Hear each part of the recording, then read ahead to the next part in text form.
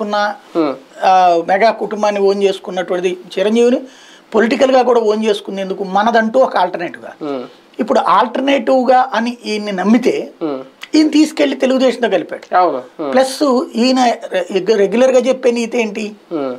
జగన్ నేను ద్వేషిస్తున్నా మీరు ద్వేషించండి, రెడ్లను నేను ద్వేషిస్తున్నా మీరు ద్వేషించండి, కమ్మని నేను ప్రేమిస్తున్నా మీరు ప్రేమించండి, చంద్రబాబు నేను ప్రేమిస్తున్నా మీరు ప్రేమించండి.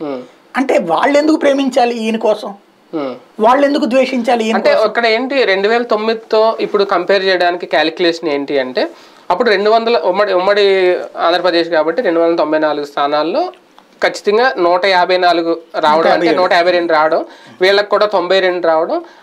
అప్పుడు కూడా సేమ్ ఇప్పటిలాగా 5 ఏళ్ళు వీళ్ళ ప్రతిపక్షంలో ఉన్నారు తెలుగుదేశం పార్టీ, తర్వాత కూటమి కట్టారు.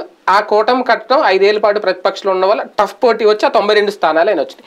ఇక్కడ కూడా సేమ్ 5 ఏళ్ళు ప్రతిపక్షంలో ఉన్నారు, ఇప్పుడు కూటమి కడుతున్నారు, ఇప్పుడు ఒక టఫ్ ఫైట్. కాకపోతే ఇక్కడ ఎందుకు మీరు చెప్పినట్టు ఒక ఆల్టర్నేటివ్ లేదు అంటే, అప్పుడు 152 రావడం, ఇప్పుడు మాత్రం 151 స్థానాలు ఆల్రెడీ అధికారంలో ఉండడం జగన్మోహన్ రెడ్డి గారి పార్టీ. ఖచ్చితంగా ఎంతో కొంత యాంటీ ఇంకంబెన్సీ ఓటు అనేది వీళ్ళు క్యాష్ చేసుకుంటే అది థ్రెట్ అవదా జగన్మోహన్ రెడ్డి?